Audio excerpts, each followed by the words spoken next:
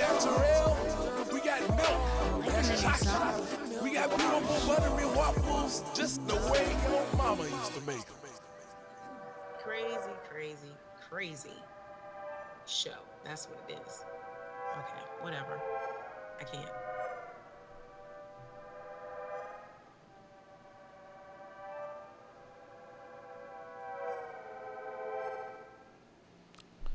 And you are listening to the Chocolate Milk and Waffle Show. Yeah! Radio, F Radio. With the banging new intro.com.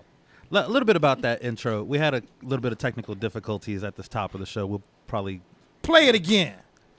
It was playing slow that second time. Yeah. So first it was playing too fast, then it was playing too slow. Chocolate Milk and Waffle Show. But we're gonna get that ironed out. But that was by Chosen CTW. We made the announcement last week during the show that we would like to have a bunch of people just do different versions of the intro, so that we can change it up like every couple months or so. We think that'd be a really cool thing to do. And within 3 hours of us going off air, Chosen had that in our inbox. It was crazy. Like, it was absolutely bananas. Also, tonight is our first 2-hour show. 2-hour show. 2-hour show. A 2-hour show. And we will get lost. And we will. Because that's what we do. Our guest this week is CJ. Hi, CJ. Hi, everybody. Hi, everybody. Thank you for being here. How are you? I'm doing wonderful. How about you? Good, good. You have trouble finding the clubhouse? No, not at all. Do you feel like a superhero now that you're finally in the clubhouse? I'm with you guys. Of course I'm a superhero. Indeed. How are you, Terrell? How's your week been? Dude, my week has been going pretty good. Yeah. Start off by getting a tooth pulled. So I am in excruciating pain right now. Are you? Yes. So if I just kept asking you questions and forcing you to speak even more, that would probably be like... No, I have like a weird thing with pain. You like it? Kinda. Weirdo. Calm down, lady. You hear that, butter? I like pain. Pain. My week was okay. Yeah. It's okay. I got 2 more work days and then I go on a vacation. I know, right? Oh, I'm so excited. It's a much needed And you break. got a birthday coming up too, don't you? My birthday's on Monday. Yo, everybody within the sound of my voice, Monday, if you can make it to the venue on 35th, that would be lovely. Please come out, because I think this is going to be a very rare, special night.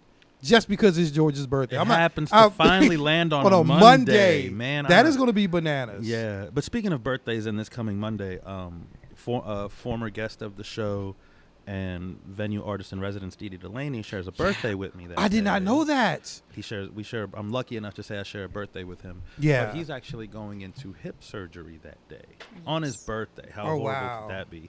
So let's make sure we send him a lot of positive energy and vibes and love. Yeah, Dee Dee was on for our radio. What was it? Radio theater. Yeah, episode, radio theater. which we do hope to bring back once We've he's got to. on the mend and Yes, and that things show like was that. awesome. That was a lot great of episode. fun. You enjoy that? Yes, especially the old-fashioned commercials like they used to have. Yeah.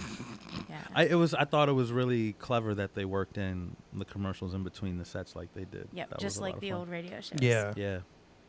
Word. So, CJ. Yes. Hold on, before we get to CJ. Oh, Let people know we got the phone lines are going to be open tonight. Oh, okay. Well, you tell them then. I don't know the number by heart. 848-5920. Yeah, 848-5920. If you got some poetry to spit or you can sing, the mic is open. All regular open mic rules apply. Yes. But please call in with your talents. Share your time with us. If you have questions for CJ throughout our conversation, CJ came with notebooks that have little paper clips and post-it notes. She is the most prepared guest I think we've ever brought. She brought a stack of books that she's been published in. It's like a library. Like CJ is ready to go. I think when we get to that portion of the show, we're just going to let her take over because she's got it all laid out in front of her. Are we broadcasting on YouTube tonight? We are. For anybody who can see us at home, Where's the camera? Where is it? Hey, people. Oh, it's right here. People. We love you. People. If you're watching. So, what else you got? Let's see. There's the open mic on Wednesday. Oh, the writing workshop's at the venue this Wednesday. I will be out of town, but Yeah, who's covering for you? The Queen Bee herself, Miss Patty Ray, Oh, wow. will be holding it down I for may me take on a Wednesday. class just for That's the good. heck She's of got it. a really, really great idea lined up for that. We also have Ladies' Night at the venue coming up on August Yes. 20th. You're a Yeah. part of that, Yes, as a I matter of am. fact, So along with a army of just Some of the feminine best that is a powerhouse. dope female lineup. It is insane. And it's sad that I'm going to miss it. Oh, what a Oh, you're shame. not gonna be there. No, What a I'm not going to be shame. there. Yeah. I've gotten away from videotaping some of the venue events Mhm. because, well, two reasons. One, it's extremely time consuming to edit and Yes, post it it all is. up, especially an event that long. Then they Mhm. typically run 3 hours. And also, I was beginning to get messages from people like, hey, when are you going to post a video of such and such And it event? gets And it was like, Instead of well, attending. instead of attending. And it was like, you know what? Yeah. I'm going to stop doing that because I'm giving people incentive to not show up. That was and- smart to make that change. So I think what I might do is I might do special events, but not until well after the event took place, Mm-hmm. and maybe only in clips as opposed to the entire event now, because we want people to show up to these things, you know? One of the things you could do is we're always trying to raise money for the venue, and if you have a subscriber button for like, I don't know, $3, $5, something like that, they can have access to the videotaped performances. Yeah, actually, that's Interesting. kind of something like what we do here on Radio Free Radio through the Patreon account, page. Yeah. which is a good, Ah, it's a good little segue. opportunity to bring that up. If you find us on our Patreon account for just $1 a month, you get access to our entire archive of programming here at Radio Free Radio. Also, you can find us on the Radio Free Radio app, on our YouTube channel, Radio Free Radio. Support local radio in any way you can. The Patreon account gives us an opportunity through your funding to continue to do what we do here, not only on Chocolate Milk and Waffles, but on every show here on Radio Free Radio. Definitely Russell Powell's. And you get to, the coolest part about it is you get to say that you personally Yes. support local independent radio and local independent artists. artists. We love you people. There's so much love. Feel it. Do you feel that love? Yes, Do you feel that? I feel it. You feel Oh, that come buttery? on. You feel it, You CJ? know you That feel buttery love. waffle Justin, do you feel love. it? I know you feel it. You feel? We got Jeff the thumbs definitely. up. Jeff been definitely feeling it feels the before we love. started giving it out. Yes. Jeff is an empath of sorts. Yes. Jeff was like, no. My name's Jeff. My name's Jeff. But again, that number to call in is 848-5920. This is our very first 2-hour show. We are going to be doing a little bit of flying by the seat of our pants, a little bit of exploration, experimentation. But we would like you all to be a part of this experience. And without further ado, let's kick it over to our guest of honor this week. Yes. A long overdue guest, very clear supporter of Chocolate Milk and Waffles and Radio Free Radio. You are constantly posting about everything we do and sharing all our events and listening in and making sure other people listen in. Oh, of course. I mean, arts are so important, and the only way that independent radio, the only way that small artists are going to grow and become more and more out there and visible is if people support them. Right. It's incredibly important. So you clearly came prepared and you seem to have an agenda. So let's get to it. What would you like to talk about? What you got? A lot of people say when they find out I do poetry, people who are not involved in the art scene, they're like, poetry? Oh, come on, man. Isn't that just a bunch of words from dead guys, about love and flowers or graveyards and birds?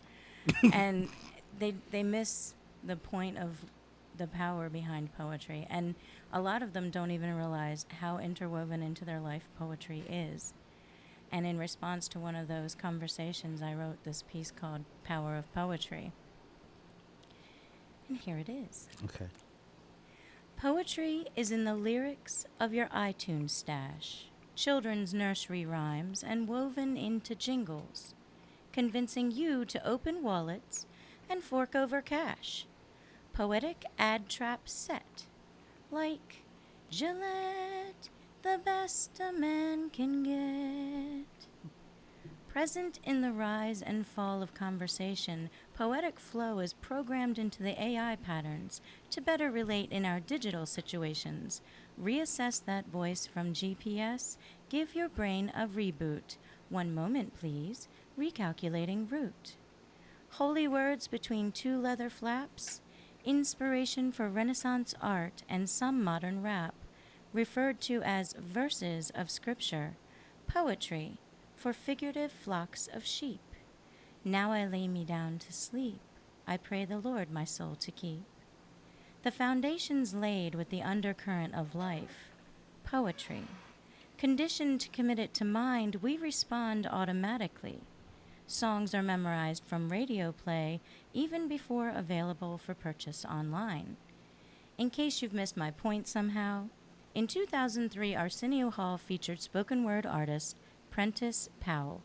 His talent was knowledge, spit to a live studio audience, and piped via cable and satellite into homes across the U.S. Later, through YouTube, he gained worldwide access. One poet designed a message he used to convince and reached out to thousands of minds receptive to poetic influence.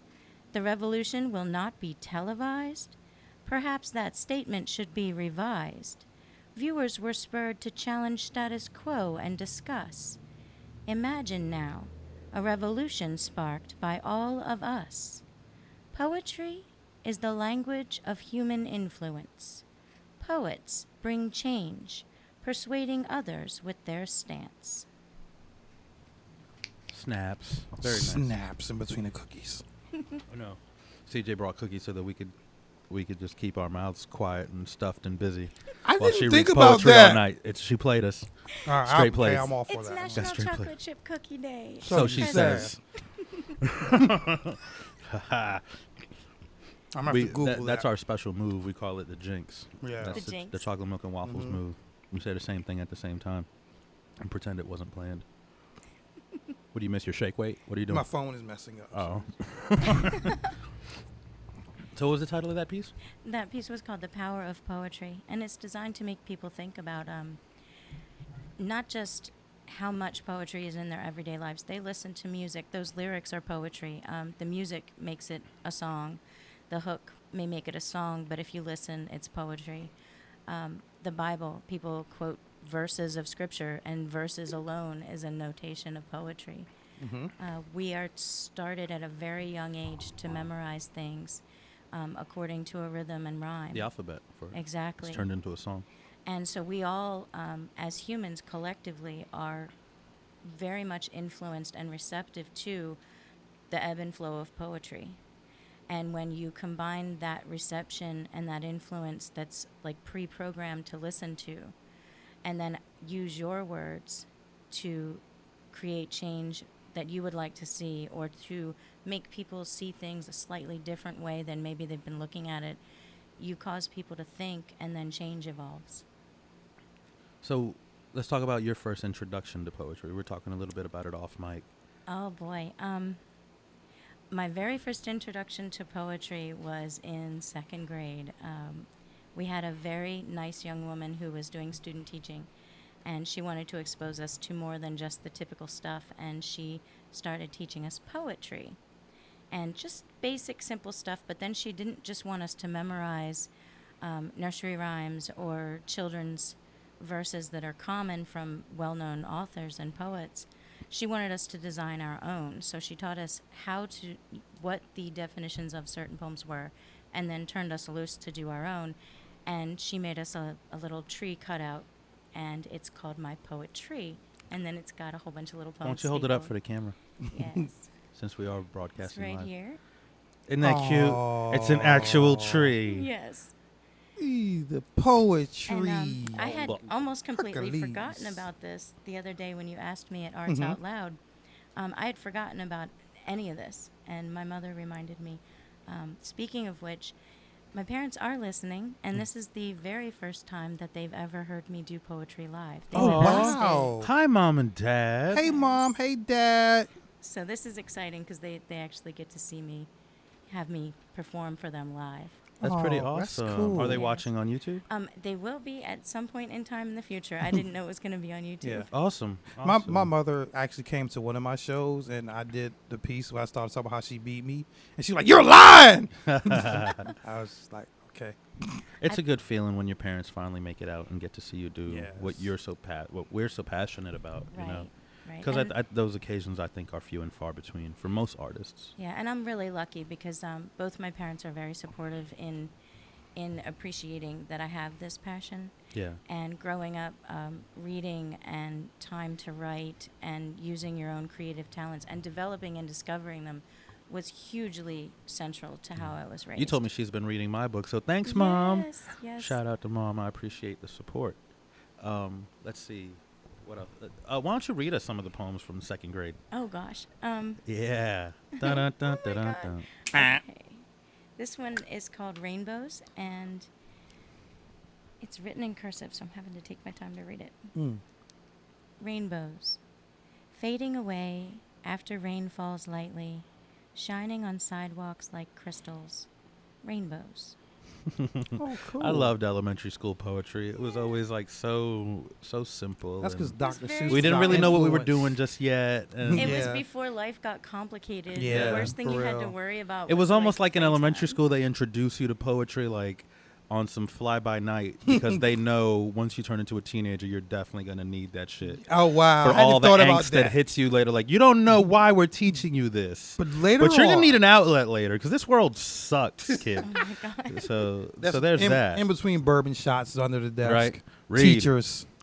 Right Now- now it's Dr. Seuss. A couple years it'll be Bukowski, and you'll know the true meaning of pain, So my that son. mean Edgar Allan Poe was a setup.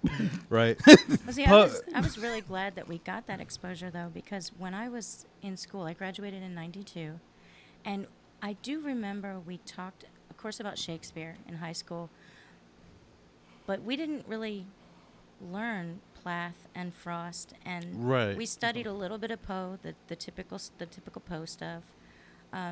But we did not get a gigantic exposure to it the way I'm seeing kids come out Poetry of was school a now. unit during English class, Right. not Yeah. a It's very small. class. And I do remember iambic pentameter because I still have what I wrote from my 12th grade class in it. Wow. But other than that, the exposure to poetry in general was your basic curriculum requirements. You had to learn something from Shakespeare. You might have studied The Raven just in passing.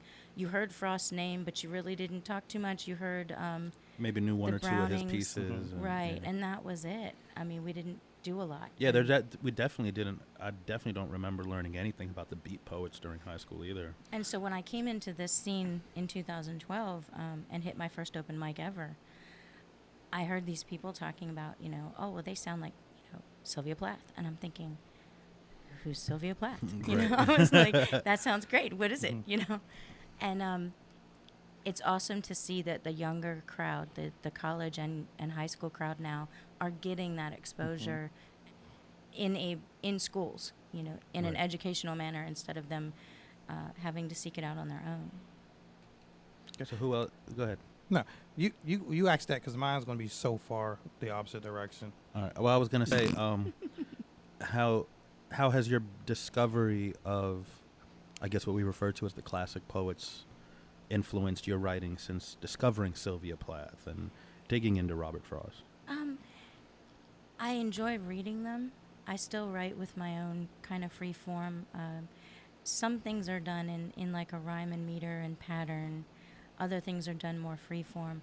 But I like the exposure. I like learning new things always. I don't think anyone ever stops learning till the day you croak, and I'm doubtful it even stops there. So I really like the exposure and stuff. I'm not sure how it's influenced my writing, but you can read some of my stuff and figure it Yeah. out. Now, I want to. CJ isn't your government name. So, how did you come up with CJ Expression? I change names like children change superhero She's like a cloaks. Wu-Tang member. She's She- a woo. She just has all these damn different names. Dirties. Old Dirty CJ. Ghostface CJ. We have Method CJ. Inspector CJ. I have an aspect of my real name in CJ Expressions. My given name, which is also what I publish under usually in poetry anthologies, is Jennifer. Okay. The expression came about after, or sometimes I'll initial it with just X. I had met Nathan Richardson at Poetry, Prose, and Pizza, and then, Which is happening tonight in Suffolk. yes, Shout out to Nathan. and I noticed that a lot of these poets, they seem to gather strength from the name that they put forth for themselves. I was extremely shy.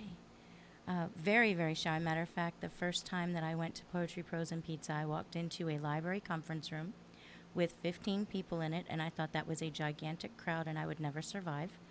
And I almost did not go inside the door. Nathan was across the room, and I was deciding to bolt or stay, bolt or stay. And he looked up and he smiled and he just very gently nodded and motioned to come in. Had he not done that, I don't think my feet would have ever crossed the threshold. Wow. And I'm sure the podium at the Russell Memorial Library still has finger marks in it from where I've gripped White the knuckle crap in out that of it. podium, huh? Yeah. Oh, yeah.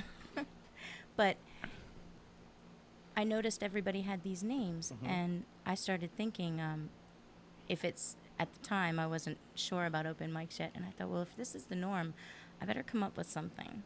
And it took me probably about 3 months before I settled on Expressions, CJ Expressions. Okay. The C is for multi-symbolism purposes. It can stand for cousins. I've got cousins scattered all over the United States. Some of them are listening today. Okay. Hi, cousins. Yes. And it also stands for cricket as a name that I chose for myself in Okay. that I did not start this journey until I was 38. Went to my first open mic at 38 and really didn't know that slam poetry existed or open mics. I knew that karaoke existed. I had seen television shows that portrayed open mics for poetry as like Yeah. bongo drums and whacked out people. And I was like, there's open mics here. And I went. The words Yeah. Yes. Exactly. beat like drums.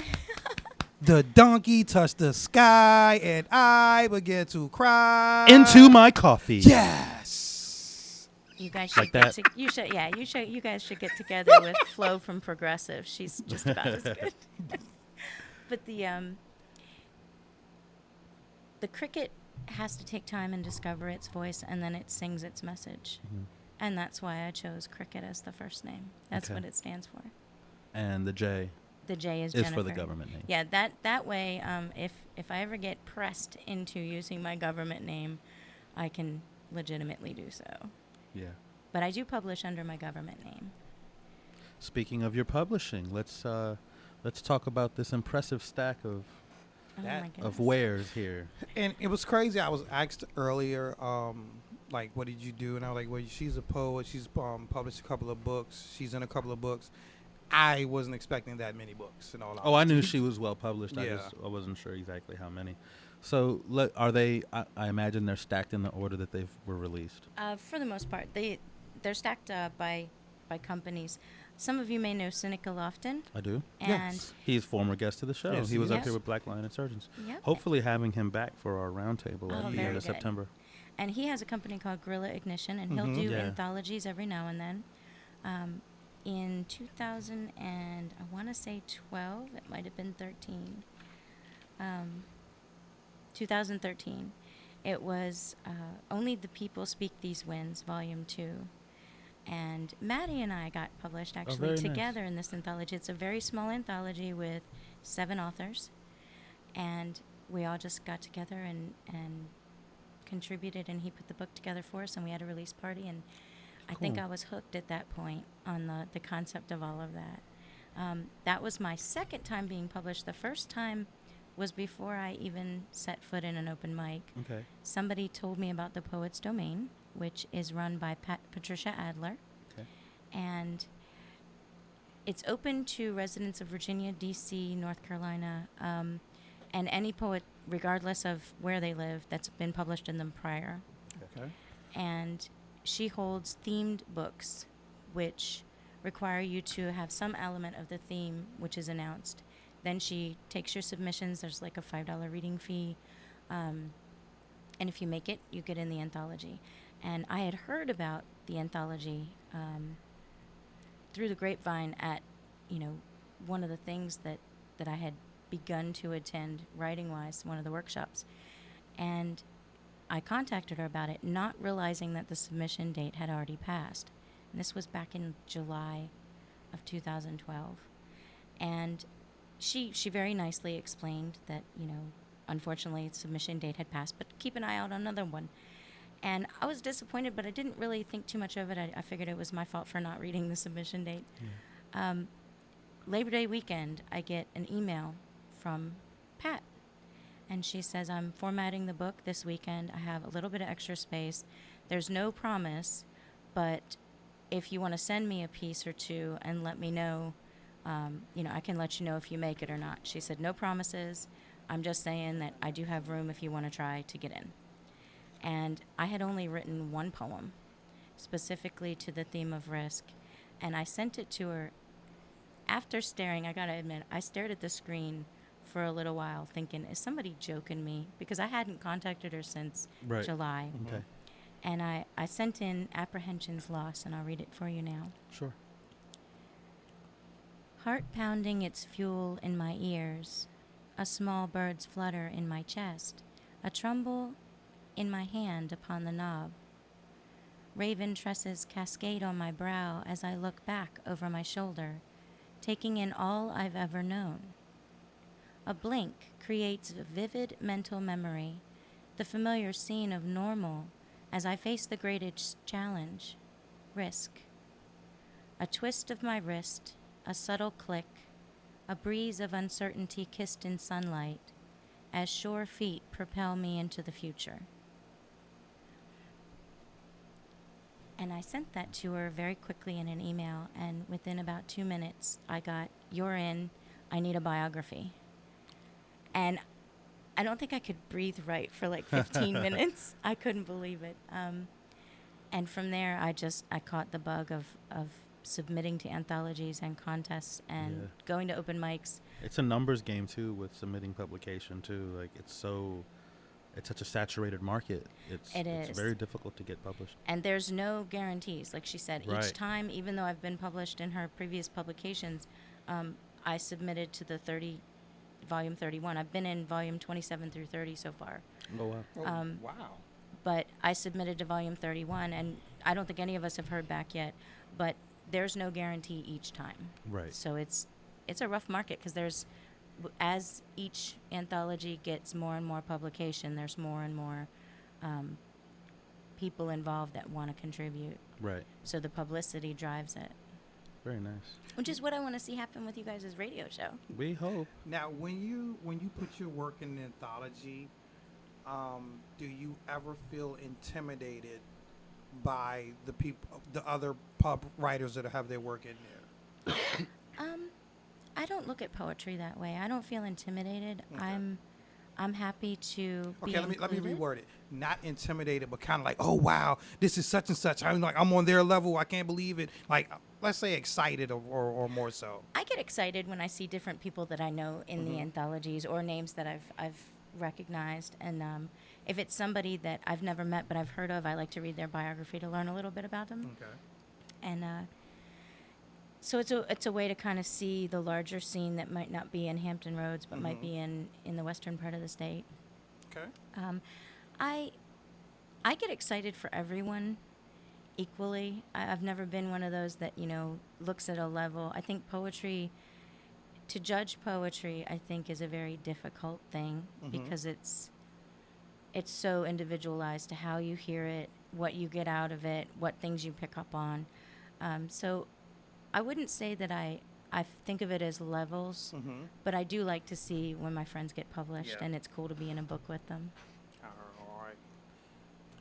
And that's happened a number of times, hasn't it? Yeah. Most Maddie and recently I- with Oh, yes. the Venue Voices. The Venue Voices is a pet project of Dee Dee Delaney's where he teaches 12-week workshops on a topic. And you were in the first one, I was. along with, I think we had the most people in that class. It was like 19 or 14 people. And we did a benefit to raise money for the venue, which had just Well, been it wasn't that burglarized. many of us. There was a lot. It was like 9. But No, I I wouldn't think say it was what more than that. I can name us. I think Anyway. it might have been at least 13 from what I remember, because I remember we had to fit all those people on the stage. But the venue had a burglary, and we wanted to raise money. So we decided to do this as like a show, benefit for the a venue. benefit. And then from there, Dee Dee thought, well, if I can get the venue voices to do their own work for a benefit, how about doing featured conversations? And so he puts together a topic. The very first one was race. And when we were doing this, the Ferguson Michael Brown tragedy had just exploded. And we had so much material coming in over that 12 weeks that there was definitely not a chance for writer's block for any of us. Right. Because there was something from some angle to write about. And it wasn't just current events. It was not just racism, but the differences between people, or how they really aren't differences. And so Madeline Garcia, who, by the way, I want to throw this in real quick. She's my best friend. And she has been nominated for 2 National Poetry Award. Wow. And she's listening right now. Oh, is she? And she's been nominated for the Poetry Spoken Word Video of the Year. And yes, for I Am. And the Spoken Word Poetry Multicultural Poet of the Year. And if you go to the National Poetry Awards, you can vote for Maddie. She has nice. the ability. You can vote for her from now until August 22nd, and I believe you can cast multiple votes. So check back every day and vote for Maddie Garcia in those Yeah. categories. She's local Hampton Shout out to Roads Maddie. talent, yes. And she and Judith Stevens and Jack Callan and Betty Davis and Dee Dee and I got together for the Conversation on Race workshops and put on a show which we thought was going to be Friday and Saturday nights, and then we'd move on to another topic in the next class. Unbeknownst to us, a local publisher was in the house both nights and requested of Dee Dee, can I publish this? So we all got together and agreed, as long as we kept rights to our work, that kind of thing, we would agree to have it published. And a year later, we just had our book opening, Yes. a book release party in July 1st. It's a really great collection too. It was a very interesting journey to take with people from all different generations. Maddie being the youngest, and I'm not sure who was the oldest, but we had generations. Well, probably Dee Dee. We had generations from their 70s down to their 30s. Yeah. And to see the differences in both our perspectives from how we were raised and the times we were raised in, to how we accept things now or don't accept them now.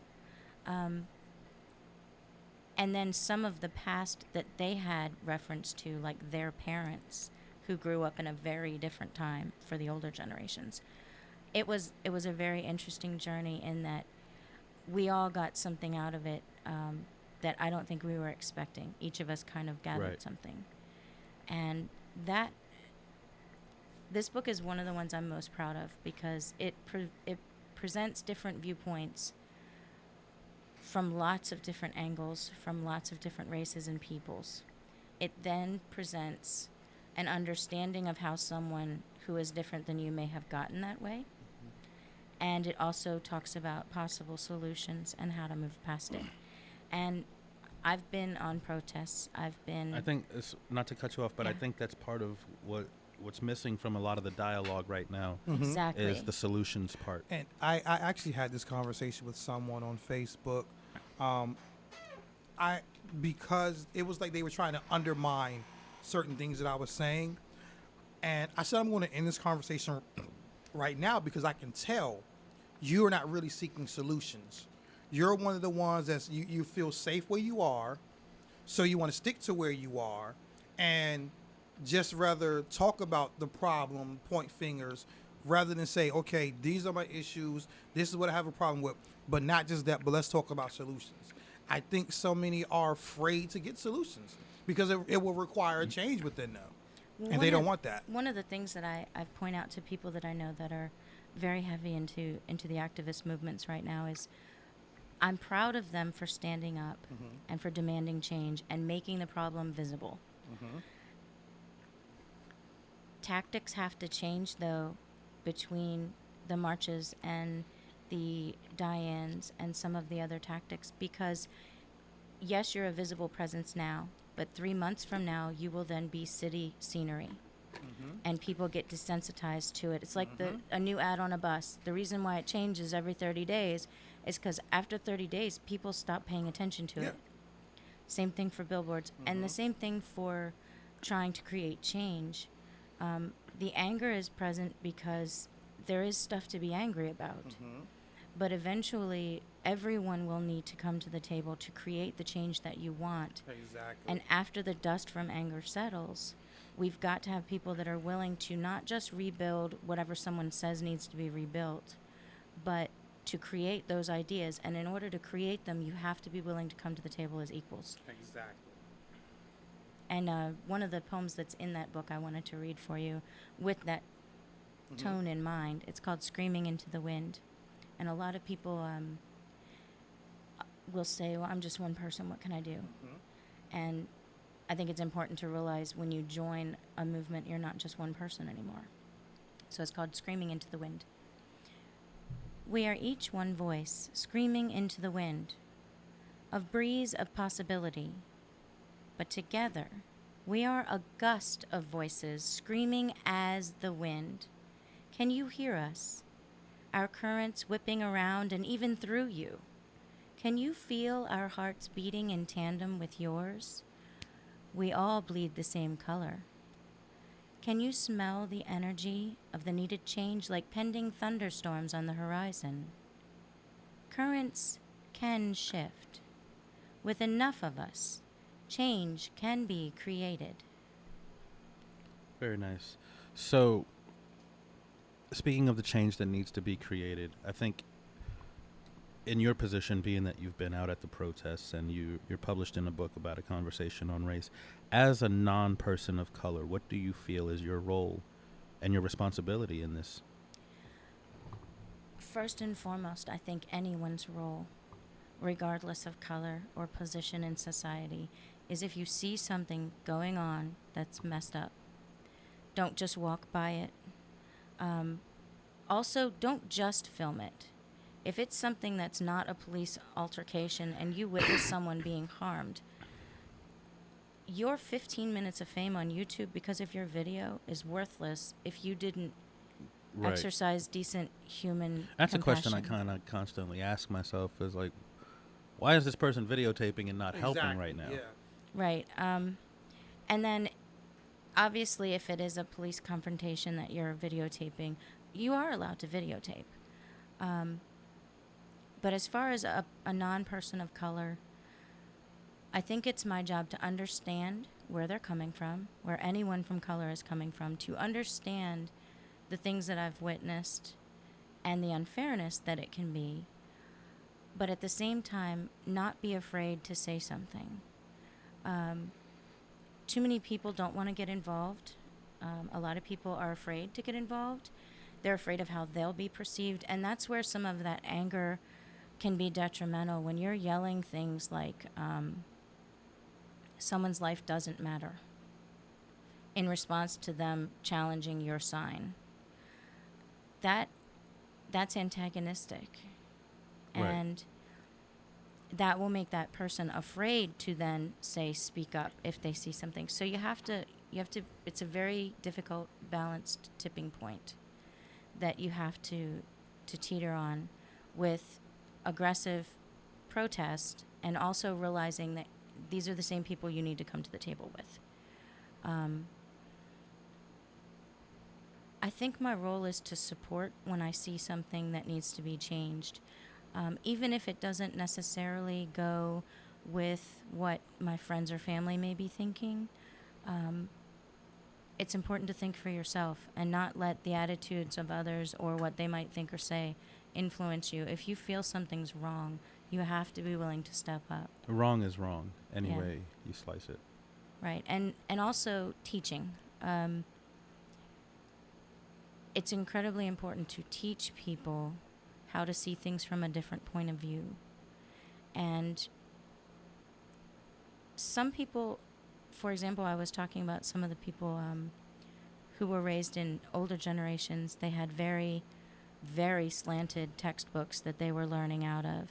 Those textbooks are still being used. And yeah, and if that's what you've been taught is your truth, and you went into, say, a trade market where you aren't on a PC all the time with access to learning new stuff, you're working 12-hour shifts and supporting a family, your education stopped at grade 12, which was those books. Right. And if they've never been exposed to other stories and other history events,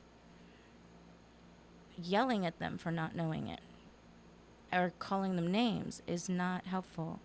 If you calmly explain to them or guide them into, okay, look this person up, tell me what you find. Exposure is... In a perfect world, I think that would be a Right. very viable way to do things. Right, but I'm not talking about on the street where they're yelling. But yeah, this isn't... But that's what I mean by education. You have to also be willing to show people a different viewpoint. Right. Well, I think that's like we need to kind of rewind and keep looking, go back and back and back until we find out where is the root of all this. Because our like you bring up textbooks, our textbooks have basically drilled in the idea that the white race is a superior race, and that's what's been ingrained into our thought processes, which is what ends up you get a Bill O'Reilly saying, "Oh, but slaves had shelter and they were fed." They were fed as well. if that was as if that's somehow My Justification. a justification. Right. My for question for that was not a justification at all. My question to that was, in relation to what? Mm-hmm. In relation to who? They were fed and housed well in relation to whom? Right. Because they weren't sitting at the family table. No. Right. So when people make comments like that, they don't understand. It wasn't like today where you have somebody over and you And sit that's them what down I at your mean. table. There's a lack of education and Mhm. understanding of what actually happened. Yeah. This whole "Make America Great Again," America was never great. Let's call it like it is. This country was built on slave labor and on the idea of a bunch of people wanting a new life, even though that meant ending the lives of the people who were already That's here when right. they got here. So let's stop this bullshit about let's make America great again, and there's this foundation of goodness in America, because there isn't. Did you see this clip where somebody from, I think, Comedy Central is at a Trump rally and they're asking, when was America great? And people are giving these different years, and it's like 1950. Like, yeah, 1950. Yeah, When that- they were hosing yeah, down yeah, black that's- people and sicking dogs on them in the street. and the 'Cause that people- was great. And the people were like, minus that. But they were like, well, when was it great for everybody? And I think before the settlers got here, Yeah. when the Indians were still chilling and yeah, like having powwows and passing before peace pipes that and boat things was came great. over the horizon. Uh, Even when the Vikings came, it was good. Even when the Norse came, it was good. It was, hey, yeah. Well, a lot of people, they might see that stuff is wrong, but they don't know what they can do to help. And one of the pieces that was in that Conversation on Race show that was talking about solutions that I did is called Calling All People. And it presents lots of solutions to do whatever you're comfortable with in the list, and come up with ideas of your own as well. And this also can be found on YouTube. I don't do a lot of videos. I don't own a webcam, but I did do a slideshow presentation to this. You can Google it, and it's on YouTube. Calling All People by CJ Expression. Is that how they would find it on YouTube? Mhm. Okay. This is a call to arms, to my brothers and sisters of Earth, to collectively bond together, to see differences not as defective, but as unique tools of strength, to denounce the size of a person's wallet, equaling the scope of their opportunity, to elevate character, heart, and drive as determiners of our fate, to affect the world around us. This is a call to action. Violence creates nothing but a momentary reaction. Rage must be reined in for true metamorphosis to begin. Obsolete here are guns and fists. Brains have better uses. Make marks around the world that last longer than fading bruises. Overcome the fear and anger which consume and smother. Instead of breaking glass, shatter the mindsets of others. Use emotions to focus with purpose before using your mouth, to effect actions leading a path out of this steep spiral south. Renounce being silent. Use your strong voice. Let passive activism be your choice. With passions of many, transition evolves. To set it in motion, all must get involved. Stroke no mere checks in hopes of tax deductions. With both feet, leap to the heart of production at communal gardens, shelters, and food banks, schools, hospitals. Join the volunteer ranks. Create lasting bonds with community neighbors. Commit to parting friends, though meeting as strangers. Instead of just clicking a button and creating a list, walk among the people. Clear your head of isolation's mist. Lead by example and set precedents. Demonstrate substance in lieu of decadence. Let your fingers around an ink pen close. Declare outrage, expressing bardic prose. Plaster revolutionary notes for all to see. Use your gifts and talents for something bigger than thee.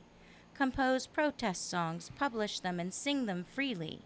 Demand better by the masses. Demand better by decree.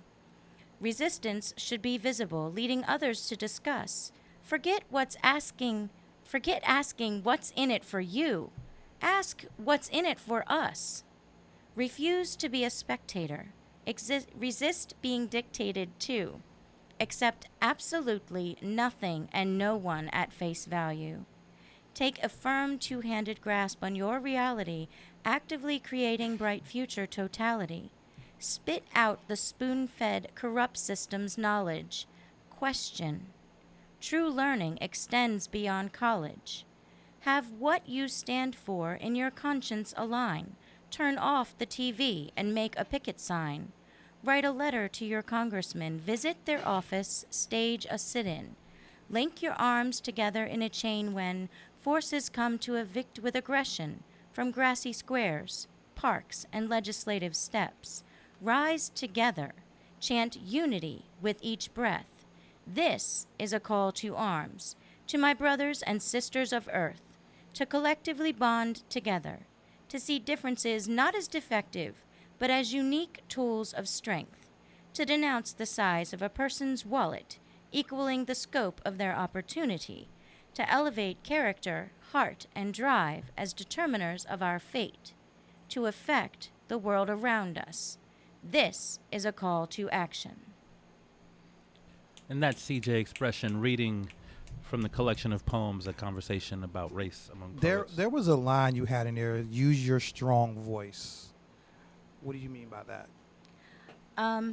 Quiet voices happen around kitchen tables and in elevators among friends. Strong voices happen in public, and they happen even if what they're saying might irritate the person. Mm-hmm. That's a strong voice. Gotcha. You are listening to the Chocolate Milk and Waffles Show, and Jeff, I think it's time we take a little bit of a music break. So we're going to kick it over to the songs. Again, the number to call in is 757-848-5920. Call us if you have something you'd like to share with us, or if you have questions or comments for CJ Expression.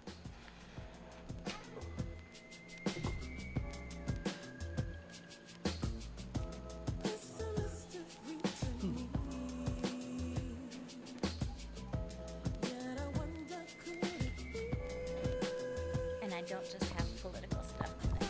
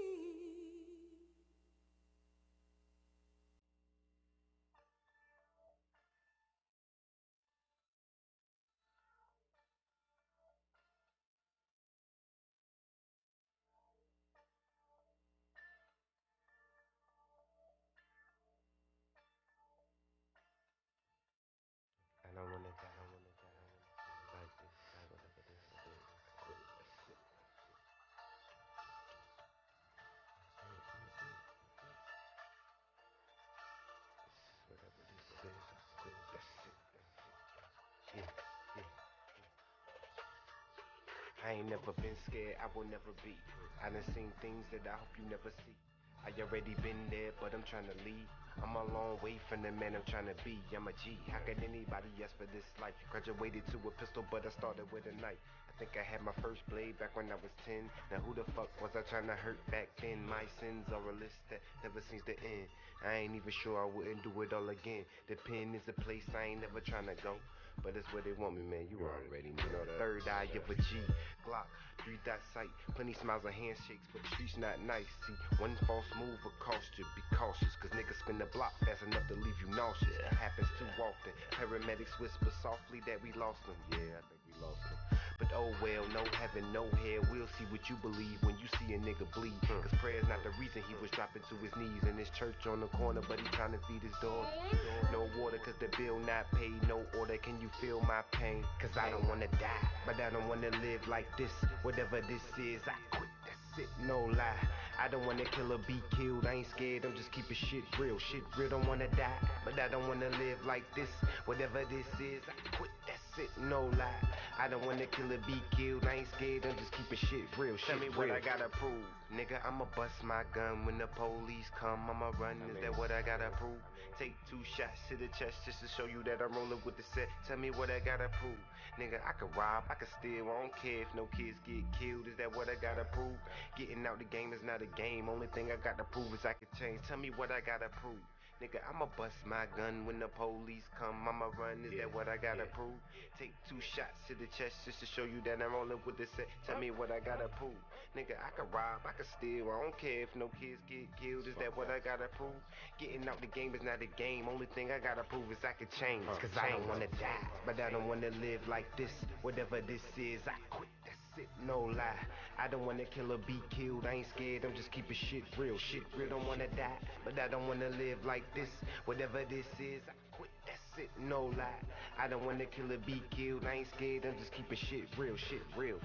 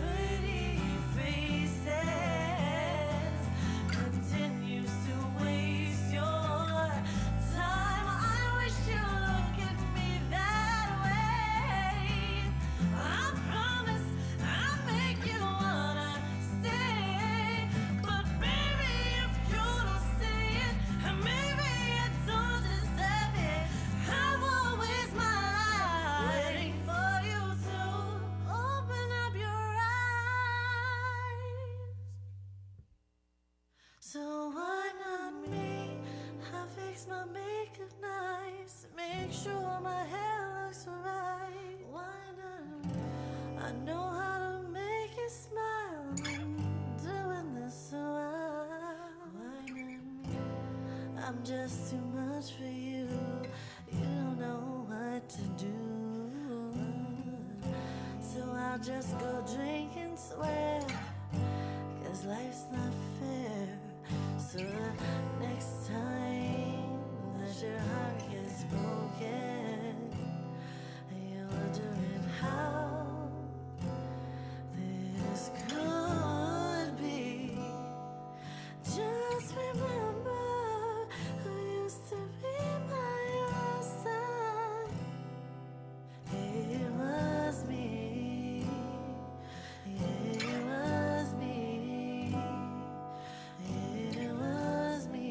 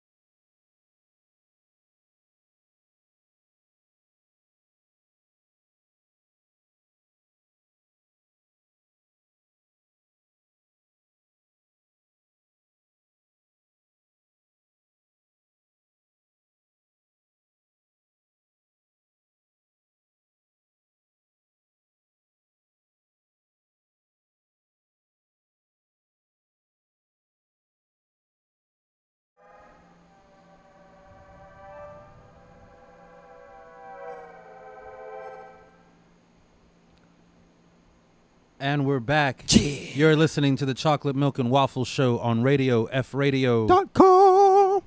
And the mic is open. And we are here. That last lineup of songs was first we had Gemini, and right after that we had Seven with I Don't Want to Die, followed up by Why Not Me by Parks and Rec. And then we kicked it back into our new intro by the one and only Chosen CTW. While I was listening to that, I realized that I sent over the wrong one. You did? That's the one that still says 1 hour. Oh, wow. I We're didn't send 2 the hours updated- now. Which we are 2 hours now. With the but extended version. We will figure this all out within the next week. Hopefully we'll have this all ironed out. Oh, and also, speaking of which, we are still seeking submissions for other intros because we just want to keep it different. Just keep switching it up. Like, we want you to tune into the show. And We you want our don't know. intro to be Yeah. like the Simpsons couch gag. Yeah, would we like it don't want you be- to know what intro you're going to hear when you cut us on. Right. We want to be able to switch it up on you. And not only that, but give everyone out there locally an opportunity to throw together what That's right, throw yeah. together something what makes And just make sure you say chocolate milk or waffles, radio free radio.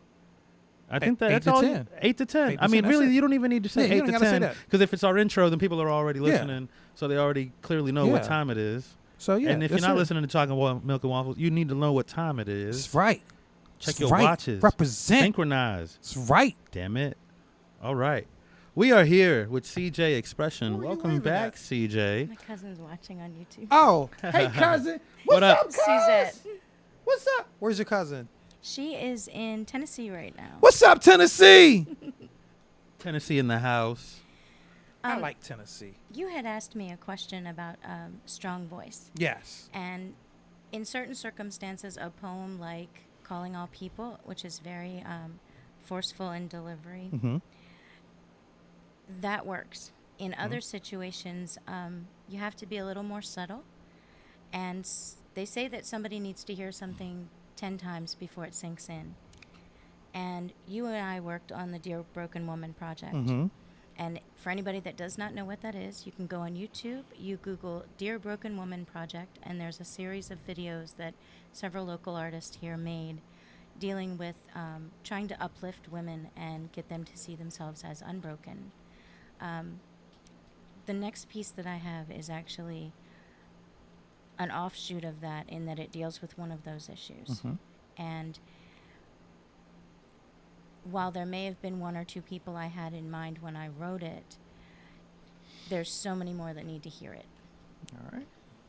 It's called Scrying. It was the 29 of 30 for this year's April's 30 for 30. I don't consult a crystal ball to see what will likely be. No smoke and mirrors required to decipher salty tears. No flattened palm need be held. The truth lives in your eyes. It's in the tone of your voice, the wary glance around, long sleeves worn in summer with the hems tucked down to hide ugly bruises. It's in the shake of your replies, the fumble of your keys, and the bird-like nervousness increasing on the daily as tensions start to mount. It's in the sideways gaze when you say, "You're okay," and self-doubt which is twisted into questioning your abilities and even your existence. The truth is not blatant to us all, just those who see patterns of past sorrows and their own steps away from dark secrets into happier tomorrows. If you're seeing yourself in my words, and it's stoked anger, sadness, shame, a sense of being naked, exposed, please know, your pain was not my intention. Shadow speak was this augure's attempt at another intervention. Nice. When you said, if you see yourself in these words, that really stuck out to me because that's something. Sometimes we search in our heads like what we're going to do before we get up, and it gets switched on us. Like, okay, why in the world am I doing this? Mm-hmm. But then you have to realize, like I often tell people, especially as a poet, I often tell myself my gift is bigger than me. It's not even about me half the time. Mm-hmm. So when you get up and do things like that, do you acknowledge that it's not even about you when you come out? There's a lot of my pieces that are in the voice of I or me, but it's not me, the poet, it's me, the speaker. Mm-hmm. And one of the best things, my mother tuned in late, so I want to say, hi, Mom, thank you for listening. One of the best things that she and my father taught me to do was to examine things from other people's eyes.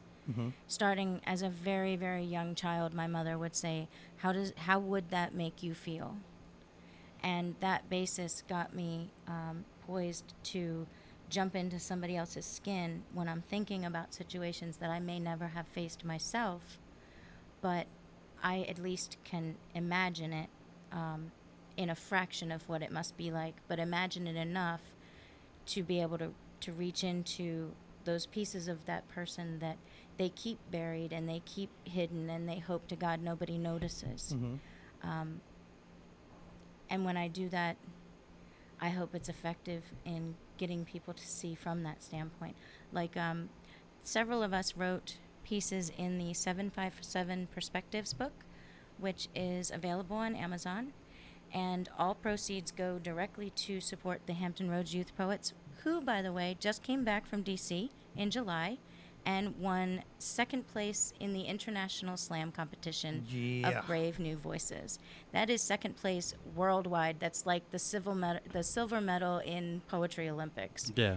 And it's these a are big deal. kids ages 13 to 19 who spend their free time in writing workshops and developing poetry, and it's performance poetry too, to a large degree. And these are kids. They're 13 to 17. A lot of kids have a hard time getting money for a prom dress.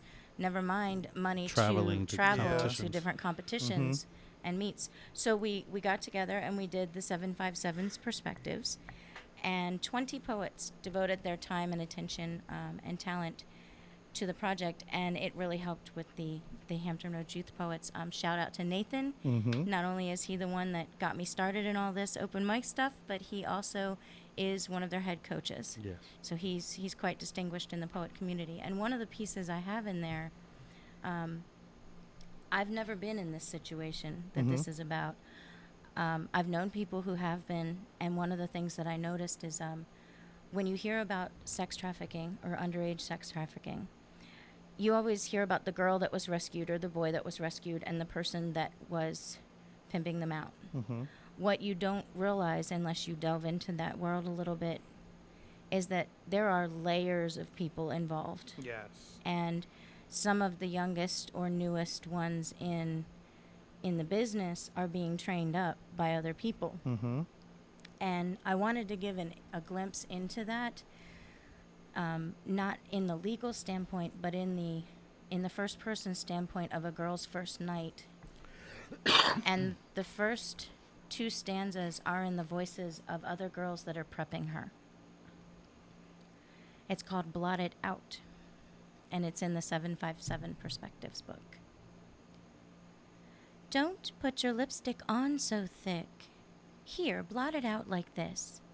Now jut out your chin and laugh. They'll appreciate the sass. We'll be busy tonight. Here, take a swig. Go on and swallow.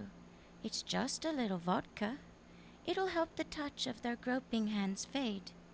I mix mine with lemonade. The music is blaring.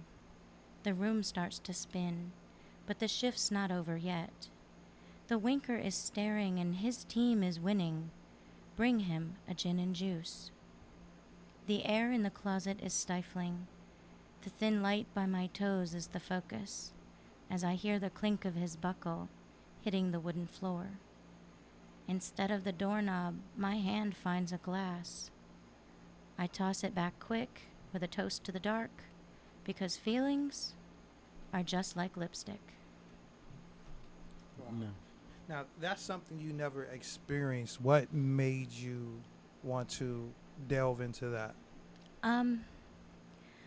Sex trafficking still goes on. Human trafficking still goes on right under our noses in all cities across America. It's not just in the major cities. It's not just in Vegas. Anywhere there is a gigantic sports event or a huge concert event or anything that brings in money to a town, brings in gambling to a town, brings in the element of trafficking trade. Yes. And it could be as simple as someone running it out of their home during the Super Bowl and charging patrons to come in and staffing the house with girls. I think people need to realize it's not just seedy pimps on the corner. It's all throughout your neighborhoods. It's in your cities. Yeah. And these girls, they don't have a voice. They're moved from place to place without possessions, without rights. Sometimes kept handcuffed to beds in their time where they're not, quote, working.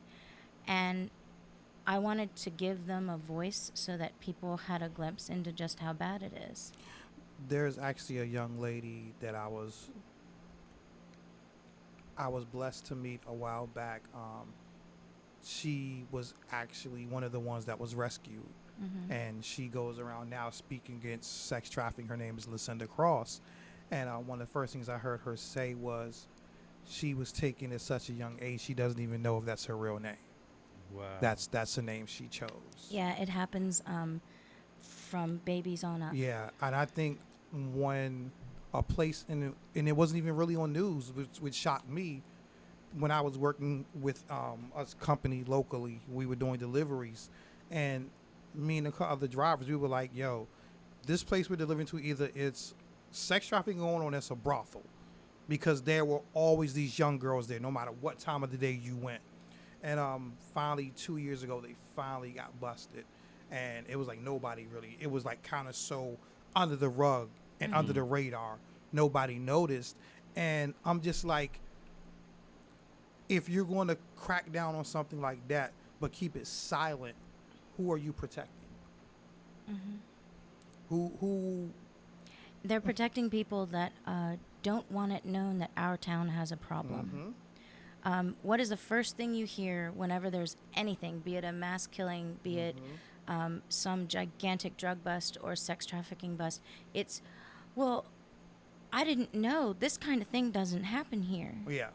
And unless you bring awareness to just how many places this stuff is happening, that attitude's not going to change, and everybody's going to always look at each event as an isolated incident.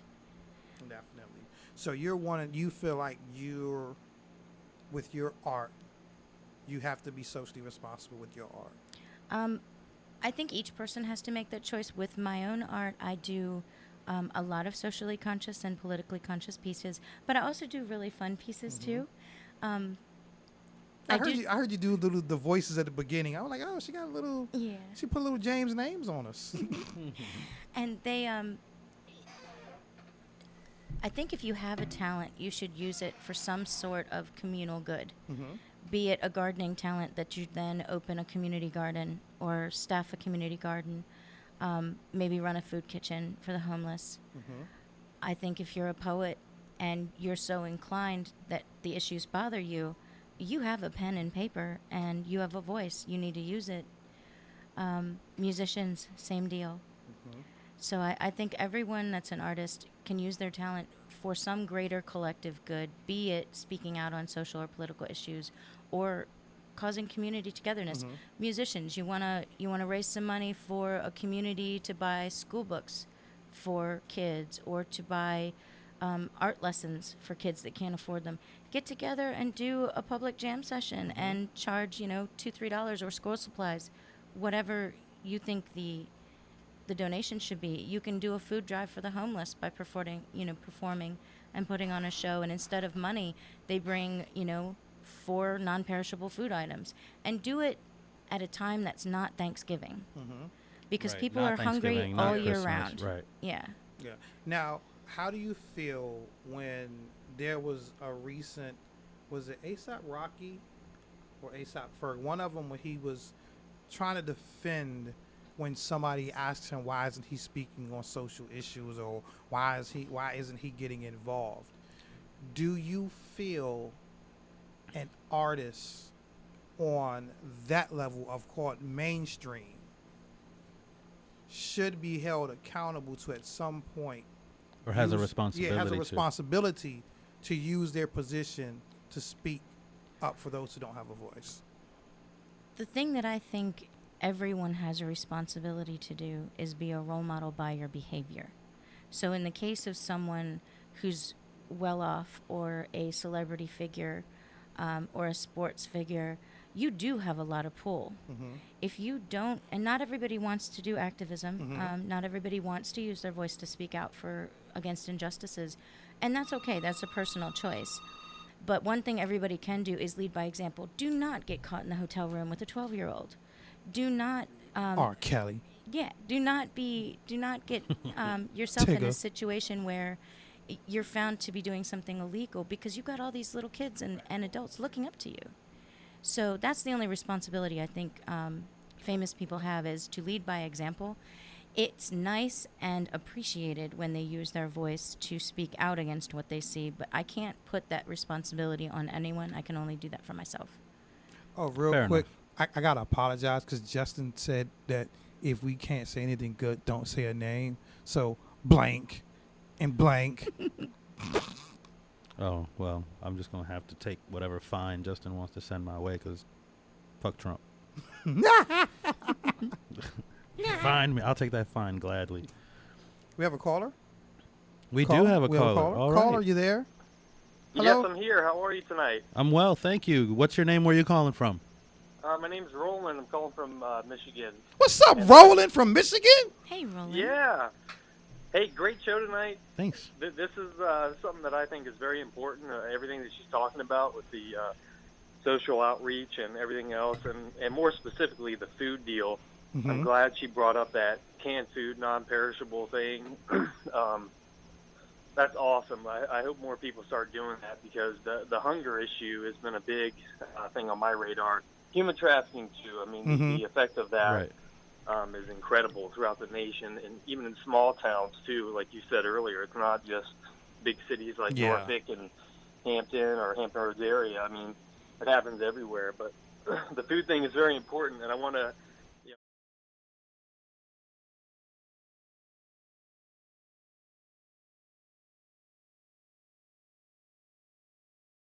Baked beans is great, and yeah, it'll feed somebody, and it's nutritious. Well, it's not nutritious, but it's digestible food. Yeah. Right. But think about nutritious food too, because a lot of people that are in situations of hunger can't afford nutritious food, and that affects their children in school and their learning and everything else like that. So Sustainability big in general. picture is exactly. Nutritious stuff is important. It's at the end of the day, though, if you got to eat, you got to eat, right? Yeah. But nutrition is still important, and thank you guys for doing the show. It's Thanks for actually listening been in, a Roland, great and show. for your comments. Thanks for calling in. Do you know CJ? Do I know who? You don't know CJ? Our guest? No, I don't think we've No, met. no, I don't. Oh, wow, I'm cool. Actually, yeah. I hop in and listen to the shows, at random. Well, we But- appreciate you. You've Thanks, got it. man. You're Not probably really our random, first but- caller that we don't know personally. So this means a lot, Roland. Thank you very much. Well, hey, when I move back to the Hampton Roads area, maybe I'll get to know you guys. We'll see. Definitely. So, I know Justin personally. And Oh, you poor guy, a few you. other guys, so. Is this Roland Martin? It is. It's Roland Martin. It's Roland's a shame, but I had to think about it. that's my pin name. Yeah. Well, thank you But for your hey, comments, Roland, and thanks for Yeah. calling in. We appreciate you. Definitely. Keep it up, guys. Great Thanks. show. You have a good night. All right. All right. You too. Bye. To piggyback off of what Roland was just talking about, it very much is important that these foods be also nutritious. I mean, yeah. of course, anybody in that position would accept whatever meal would come their way, but a lot of times what we do is we dig through our pantry for the things we don't want to eat, Yeah. the Yeah. things that have been in there for a while that we're Yeah, sick this, of. oh, this is almost bad. Right. Right. And I work for a company right now, and I won't say the name of the company, but they are currently, they just wrapped up a campaign where they were selling $5 bags, prearranged bags of non-perishable foods, different canned vegetables and different types of items that were going to local food banks. So the customers would come into the store, do their shopping, and the cashiers would then ask, would you like to purchase a $5 food bag that goes directly to the local food bank, et cetera, et Right. cetera. And the face of hunger is not someone that does not look like you. And I'm talking to all of the Right. listeners. Anyone listening to this, the face of the hungry looks like your face in the mirror. Right. Like I would encourage everyone who is fortunate enough to be able to say that they have regular meals to think about that span of a couple hours where you've had to go between meals, perhaps a little bit longer than you would on a normal day. And think about how much your stomach hurts and how it eventually starts to eat away at itself, and to the point where it physically causes you pain and almost sickness until you finally eat again.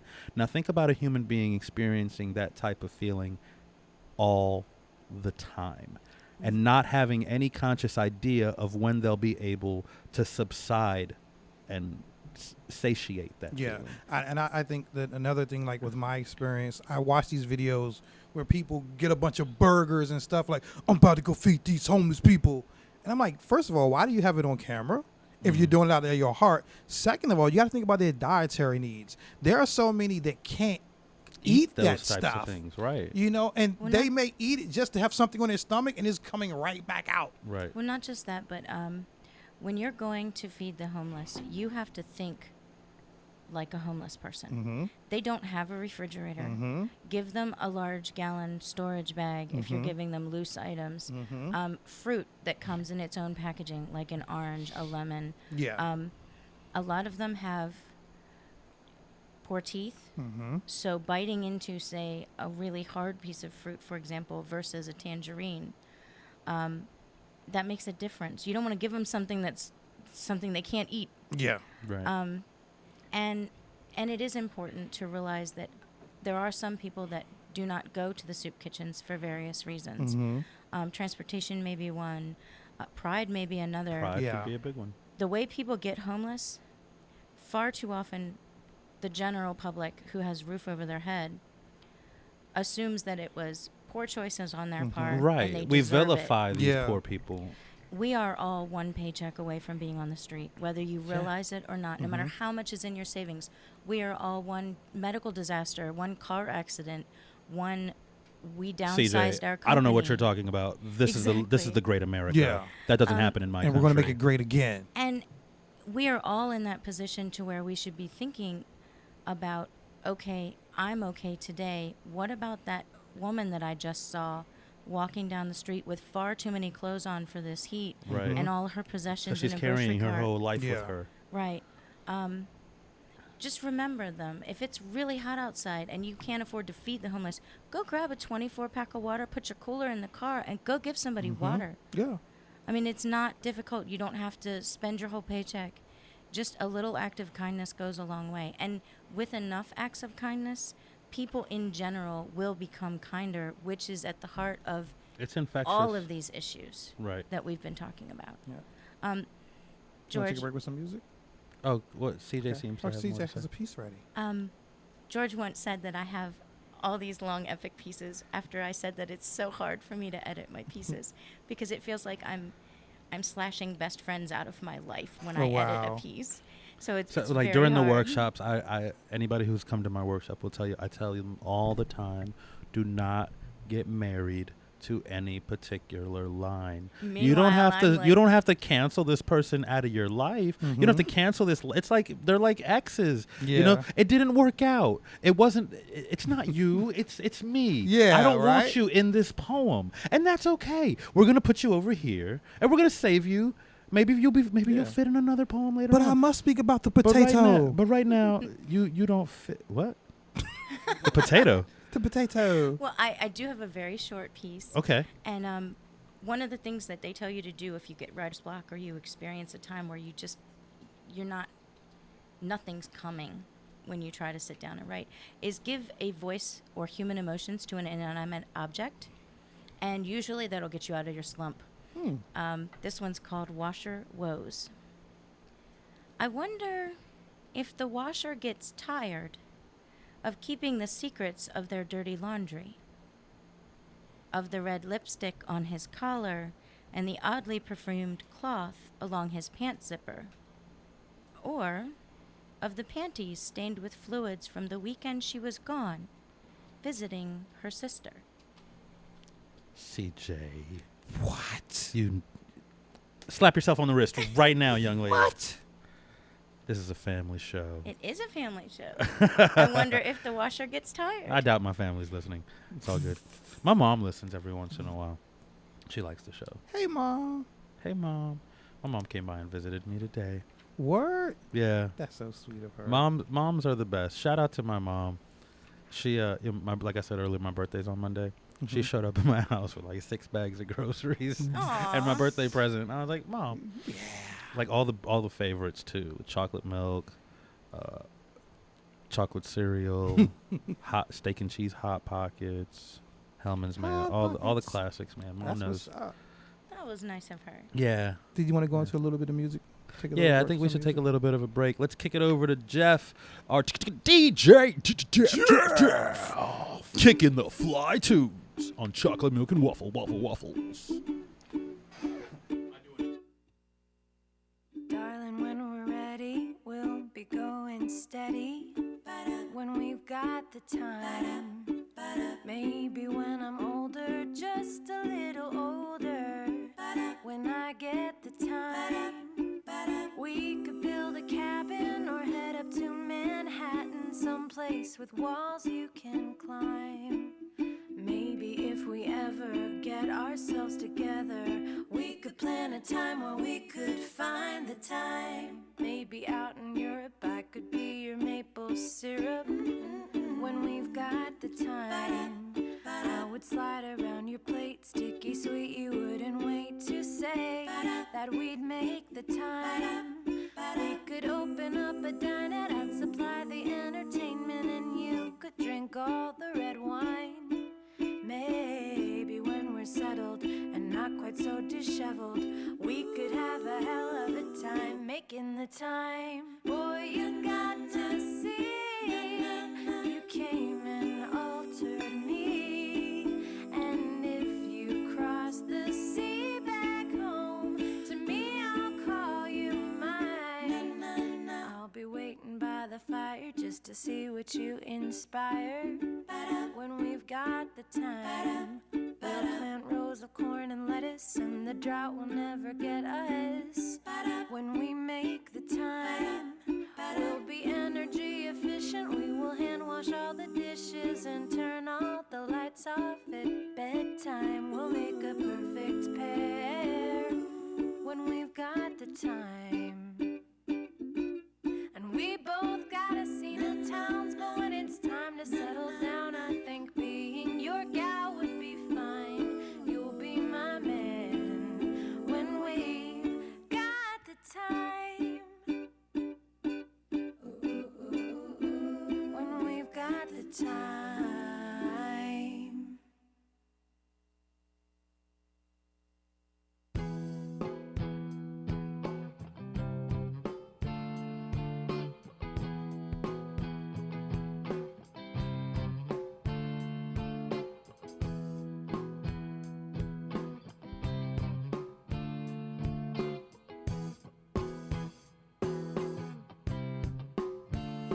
See, I'm confused.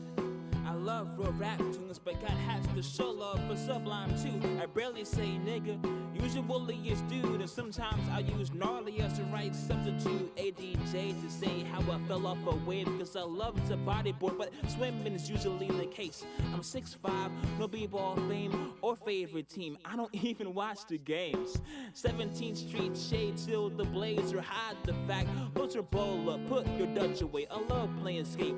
That shit is the bomb. I would in real life, but I think my fucking feet are too long. I got all slightly stupid, it's not enough Q-tips. Some special sauce on Nazareth with the bronze. What's wrong with me?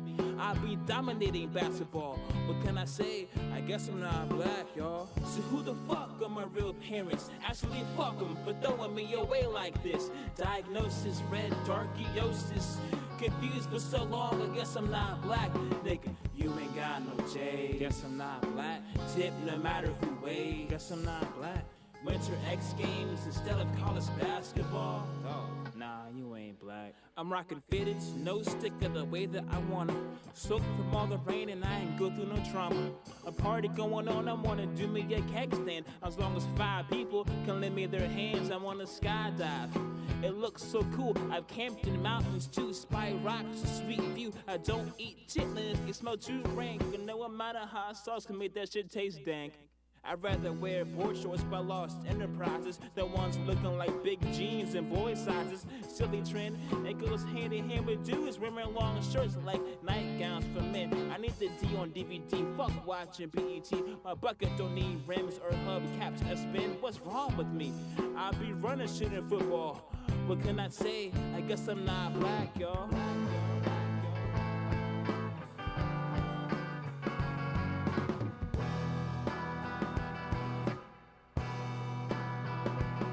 So yeah, bitch, I don't rock J's or Air Force Ones. Why do I own none? It's just the way I roll. I mean, damn, because I got a man. I ought to have him. Well, that ain't no fun. See, being me is critical. The whitest black dude joke is so old.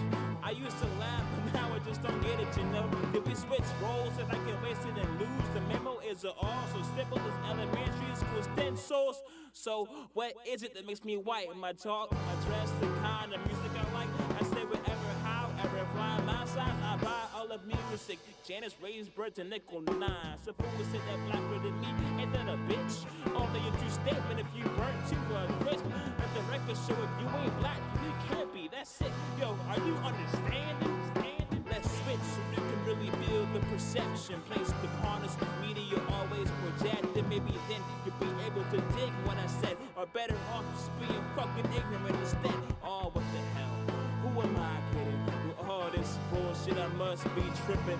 Say no more. After all, civil rights weren't fought for me, I'm not black, just a phony. Apparently.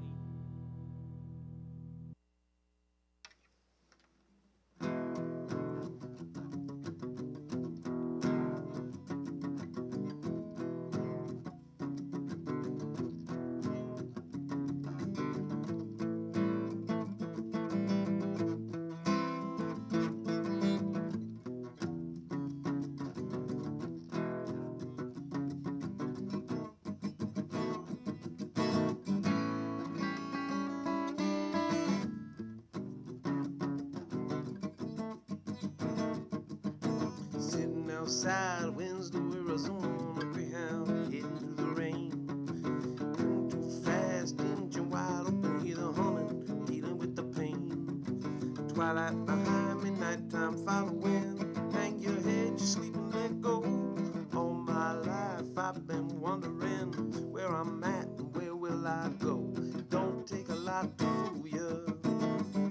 The devil got tricks that she don't show.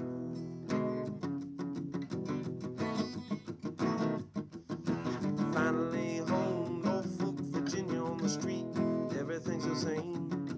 Neon lights, they still blinking in the bars, only change the names. You play a guitar, rock and roll star. You watch the people throw it away. Always thinking other people's problems won't affect them in any way. Don't take a lot to fool ya. The devil got tricks that she don't play.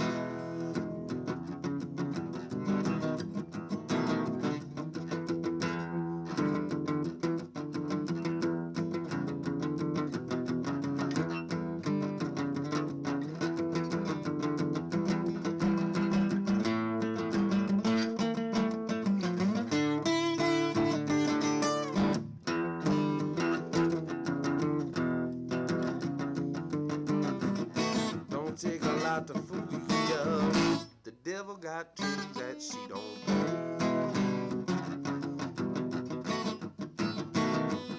Well, I finally came home to Norfolk, Virginia on the street. Everything's the same. Neon lights, they're still blinking in the bars, only change the name. You play a guitar, rock and roll star. You watch the people throw it away. All my life, everybody's wondering where I'm at and where will I stay. It don't take a lot to fool ya. Never got tricks that she don't play.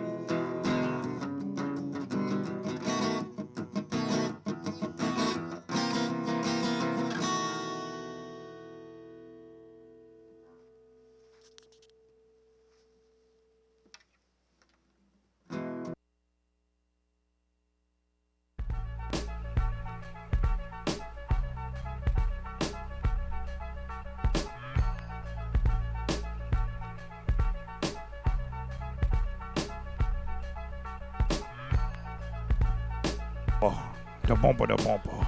And we're back. Like in the bumper. You are listening to the Chocolate Milk and Waffles Show on Radio F Radio. .com. One more time, the number to call in is 757-848-5920. Call in with your questions, comments, concerns, or a performance of something. Spit a couple of bars. For the Chocolate Milk and Waffles Show. Spit a couple of bars. Spit a couple of breakfast bars for the Chocolate Milk and Waffles Show. Breakfast. And we are here with CJ. And speaking of breakfast, she's got something for us to nibble on. She's got a piece ready called What If Nibbles. Nibbles. It's here for CJ. All right, this one gets a lot of requests. It slowly, one of the things I do with my poetry is I like to make people think. And when you approach people about thinking differently than they already do, sometimes there's a lot of resistance. So I like to just ease them into this one with what ifs, and I let them answer it in their head. What if dandelions could roar?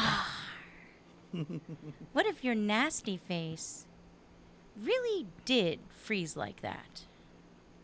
What if kitty corner was a cat crosswalk?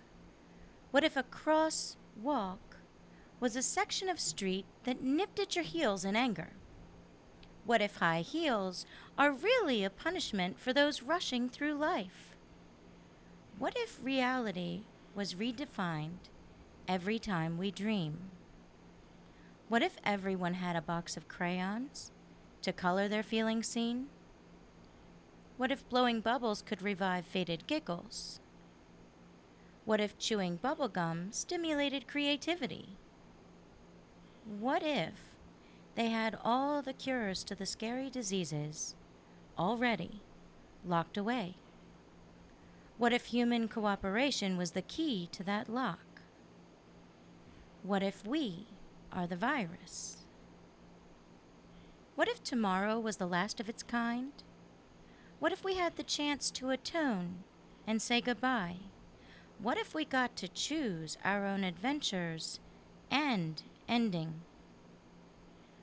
What if the crescent moon we see in the sky is God's thumbnail as it holds the earth? What if our world was God's snow globe on a shelf of captured universes? What if natural disasters really are acts of God caused by shaking the toy to get a better view?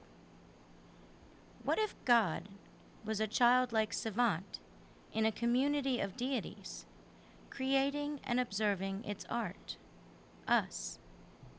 What if it watched us to learn lessons and not the other way around? I've always liked that poem. So do I. I love it. It does make you think like, Things that make you go, So what inspired that piece?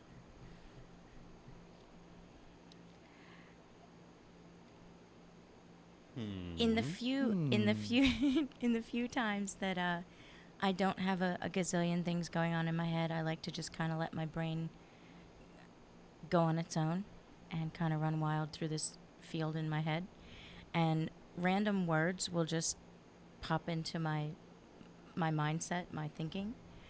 And I actually got the words bubblegum, high heels, and a cat floating through this, and I started putting them together into what ifs, and I came up with the piece. It just kind of happened. Do you have any pieces that, how can I word this? Those private pieces, those near and dears that you don't share, you don't want to share, you never will share? Yeah, I do have some of those. One of the things that you've probably very rarely seen when I go onto a stage locally is those personal private pieces. I don't speak a lot of I from my own viewpoint. I speak I in the voice of the poem, but I very rarely state I pieces. And there are ones that are back in the closet, and if they see the light of day, it will only be for a few eyes. And those are the therapeutic pieces, the ones that are done to get it out of me so that it doesn't fester. And I think that's important too, which is why I couldn't tell you that someone in a famous position should be required to speak out, because it's got to be something that you're comfortable. When you share anything, it's got to be something you're comfortable sharing. Gotcha. Totally agree with that. How tall are you? I am 4'11.5", but I say 5 feet. And for that reason, they gave you the nickname Little Mighty. Little Mighty. See, I was leading up to that. That's why I had to get it out to you. Kitty started that. She had the, I'm going to say fortunate, but on some days I'm sure she felt it was unfortunate, position of riding in the car with me from her home in Portsmouth to the open mic for almost a year. And it was a great time, and we loved the conversation, and I missed that because both of us now have gotten schedules that aren't conducive to that show every week.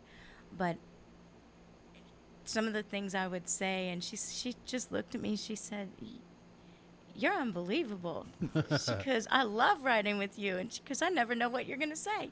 But she coined the term, and it fits. I'm not afraid to tackle any topic, as you saw tonight.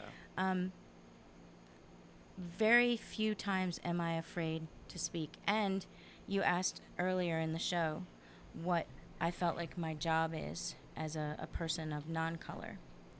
I need to speak up. I need to be unafraid to say what I want to say. Right. And that comes through in just about all of my pieces, even the fun ones. I'll tackle topics that most people go, well, never mind. I'm not talking about that, because if we never talk about things, they never get solved. Exactly. Is there something in particular you would like to write about that you haven't quite developed the voice for yet, or haven't quite figured out the words for? Not yet, because when I write, I don't sit down and say, okay, from 10 to 2, I'm going to write. If I try to do that, I stare at a blank page for that time frame. Sometimes it'll be a news clip, it'll be a phrase, might be a dream, and a couple of words might catch my opinion, and from there, the poem will build itself in my head enough to where when I put it down on paper, I just let it go, and I'm often very surprised at the end of the piece when I go back and reread it. I'm like, hey, where the heck did that come from? So I can't say that there's something that I'm waiting on finding the words for. I'll just say that there's topics that haven't jumped forward enough in my thoughts. Gotcha. Okay. When it comes to, let's say if someone were to say Hampton Roads poets, what is the first thing that comes to mind for you? The venue on 35th Street in Norfolk. Indeed. Thank you for that. Nathan and the Hampton Roads Youth Poets. Snaps for that, too. And Maddie. Oh. I think we would be remiss to not say Godchild. Godchild, there's a lot of names in there that go to the venue on 35th. When I said the venue, I don't just mean the building. That encompasses. I mean that's a big everyone umbrella that shows up there. We have huge amount of local talent that have stood on that stage. I was trying to tell somebody this. We were talking about cliques in the area.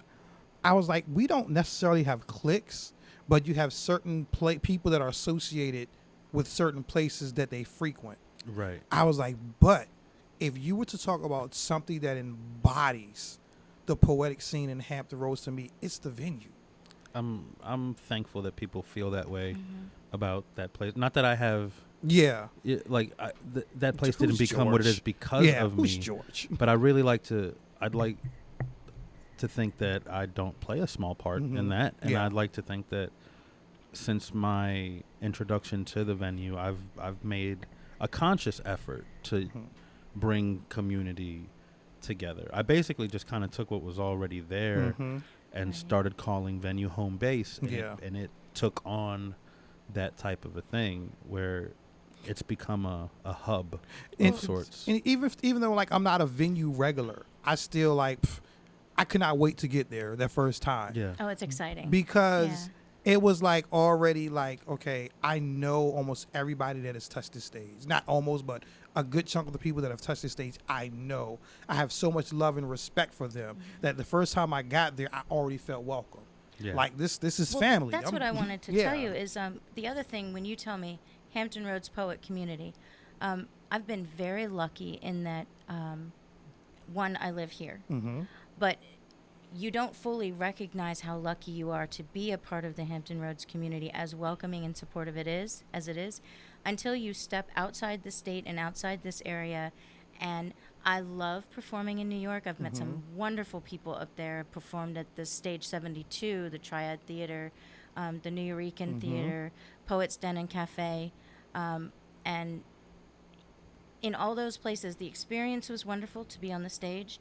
But one of the things that I noticed, if you just walk into a regular open mic in those areas, it is very cliquish. It is very, you're not one of us, we might have time for you on the list. Or the applause is halfway or whatever. And I even noticed territoriality between the people of the areas.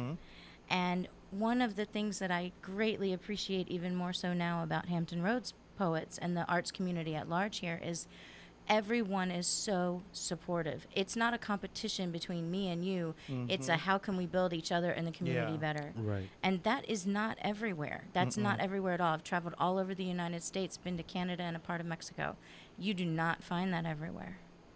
And no, I definitely think the Hampton Roads community is unique. We are terribly lucky. I think when I see people post things, and I try not to be petty. I try not to throw shade. But when people say like, "Ain't no love here," and I'm only reply I can give, how can you expect love from a city you never gave love to? Yeah. Like nobody sees you at any events. Nobody sees you supporting anybody. Nobody sees you unless you're performing. That's the only time you're there. That's the only time we see you. You're not sharing what nobody's doing. You're not encouraging anybody. Right. Only like, how can you say that there is no love here when you're not giving any love to us? Right. And it is. It's not to like knock anybody or anything, but it's the reality of it. Right. See, when I've heard people say that, they've been like, "Oh, nobody appreciates my talent here," or "Nobody, there's no love here." My first question is, well, where have you gone? Mm-hmm. Have you been to the venue? Have you been to the Words for Words? Have you been, to? Right. And not only that, but if you're doing art for the sake of having people Right. say, "Oh, Yo, that was tight," for the show of right," then you're doing it for the wrong reasons. Exactly. Like, I can't. I see people like, "Oh, nobody. I don't get finger snaps, or the audience doesn't react to what I said." Well, then you're doing it for the wrong reason, and maybe it's coming across, and that's why you're not getting they hate me. that audience reaction that you want. One of the things about open mics is life is like an open mic, and this is the last piece I want to do for you because I know we're running low on time. Yeah, we are. But life is like an open mic. If you've never been to perform at an open mic, here's a crash course in what to expect. You enter the venue, sign up on a list, scout out a seat, and anticipate the promised 4 minutes on stage. As you wait, others share their talents beneath the spotlight, each bringing something unique. The audience may or may not be kind. They may or may not pay attention to the performers. They may listen raptly and applaud like mad. Will they remember those brave enough to stand at the microphone that night? Maybe, maybe not. But no matter what, each person gets their time to try to make an impact on others. Life is like an open mic. Our existence blinks as a single day to the universe. We arrive with sunrise, not knowing what will be accomplished. As awareness dawns, we are signed up as a participant. Some are active, clapping, encouraging, and getting rowdy just inches from the occupied stages lit by the sun overhead. Others, they're passive, continue, and content to sit back in afternoon shadows, observing, drinking it all in without much outward reaction. There's no order to the list, and we can be called to the spotlight at any given moment, sometimes more than once. The dual roles of audience member and performer belong to each of us. As the sun sets and stars signal our coming end, it is often wondered, did I make an impact? Has what I've done been enough? Will anyone remember me? For each human life, there is one constant. We all get 4 minutes. Nice. And I think that is the perfect way to go out. Do we have any announcements? I think we covered everything up at the top of the hour. But I do want to share something very funny real quick. You do that. We're always telling artists, send us music. Yeah. Local artists, send us music. Y'all bastards act like you don't want us to play your shit. But like straight up. Like I got to beg you to send me stuff to play on the radio? But this is a good example of when Justin, come here, Justin. When Justin puts somebody in rotation, please tell us what happened when you played Iris Perkins. Hey, Jeff. I See You. He needs mic 5. Is that me? Yeah, that's you. So it was great because I just happened to be just looking at my phone and I get a notification that Terrell has tagged me in something. I'm like, okay, well, what's going on here? And then 10 minutes later, maybe, ES has put out yet another post, and he was really geeked up that we started playing his songs, and I'm like, I feel like I told him that I was gonna. Yeah, so we did. I'm a man of my word, and it's good. He was psyched though. Yeah. But that's cool. But basically, that testimonial is to say you can have that feeling too. That's right. But you got to send us your shit first. Yeah. And don't be that asshole that sends me a track labeled with a bunch of random numbers, like I'm supposed to know who you Track are. 1, 2, 4, 5, 6, MP3. Yeah, don't do that. And that's how it's going to go out over the air too. Yeah, because we're not going to know. Share what happened when Matt heard "Speak Love to Me" about ICU.